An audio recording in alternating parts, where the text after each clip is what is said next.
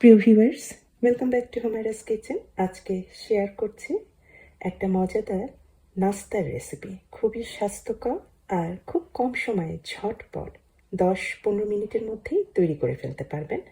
Oats দিয়ে একটু নতুন ধরনের একটা সকাল, বিকাল অথবা দুপুরে লাঞ্চ, ব্রেকফাস্ট বা নাস্তার একটা রেসিপি। কিছু ওটস নিয়েছি। এই ওটস আপনারা পেয়ে যাবেন দোকানে, বাজারে খুব সহজেই। এই ওটস কিন্তু খুবই পুষ্টিকর একটা শস্য। এটাতে প্রচুর ফাইবার রয়েছে, প্রোটিন রয়েছে। এগুলি কিন্তু ময়দা বা আটার তুলনায় অনেক বেশি পুষ্টিগুণে ভরপুর। আমি গ্রাইন্ডারে মিহি করে গ্রাইন্ড করে নিচ্ছি। এই উপকরণগুলির পরিমাপ আমি ডেসক্রিপশনে দিয়ে দিয়েছি, আপনার ইচ্ছা হলে দেখে নিতে পারেন। গ্রাইন্ড করা ওটসে আমি প্রথমে একটা ডিম ভেঙে দিয়েছি আর দিয়েছি দই। এখানে অনেক কিছুই কিন্তু আপনারা দিতে পারেন আপনাদের পছন্দ অনুযায়ী। রসুনের গুঁড়া দিতে পারেন, একটু কাঁচামরিচ দিতে পারেন, ধনেপাতা কুচি দিতে পারেন। আমি সেরকম কিছুই দিচ্ছি না, আমি দিয়েছি শুধু লবণ। পালং শাকটা আমি একটু ছোট ছোট কুচি করে কেটে রাখছি। এই রান্নাটা অনেকটা প্যানকেকের মতো। আমি একটা নর্মাল ননস্টিক প্যানে সামান্য কিছুটা তেল দিয়েছি। তেল দিয়ে এক স্তরে আমি যেটা ওটসের যে মিশ্রণটা তৈরি করেছি সেটা পাতলা করে বিছিয়ে দিলাম। আর এর উপরে বিছিয়ে দিচ্ছি কুচি করে রাখা পালং শাক।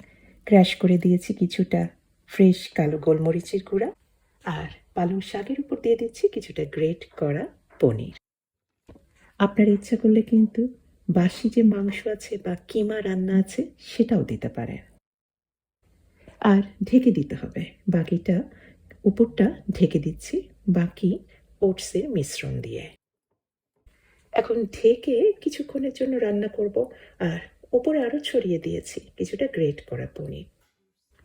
ঢেকে রান্না করব 5 মিনিটের মতো। চুলার আঁচটা এখন থাকবে মিডিয়াম থেকে একটু লো হিটে। নিচের দিকটা হয়ে গেলে আস্তে করে উল্টিয়ে দিলাম। উল্টিয়ে দিয়ে অন্য দিকটাও 5-6 মিনিটের মতো একটু কুকড করে নেব। একটু লাল লাল হয়ে গেলে তৈরি হয়ে গেল। খুব মজাদার, দেখলেন তো? 5-6 মিনিটের মতোই বা 10 মিনিট ম্যাক্সিমাম হয়ে গেলে ওটস দিয়ে স্বাস্থ্যকর পালং শাক দেওয়া খুব মজাদার একটা সকালে ব্রেকফাস্ট বা দুপুরের লাঞ্চ অথবা রাতের ডিনারও কিন্তু হতে পারে। আর বাচ্চাদের টিফিনে তো বলাই বাহুল্য। খুবই মজাদার এই রেসিপিটা অবশ্যই করবেন। এত ঝটপট তৈরি হয়ে যায় আর খুবই পুষ্টিকর। আর রেসিপি যদি পছন্দ হয় অনুরোধ করব অবশ্যই আমার চ্যানেলকে সাবস্ক্রাইব করে আমার চ্যানেলের সাথেই থাকবেন। সবাইকে অনেক ধন্যবাদ। আল্লাহ হাফেজ।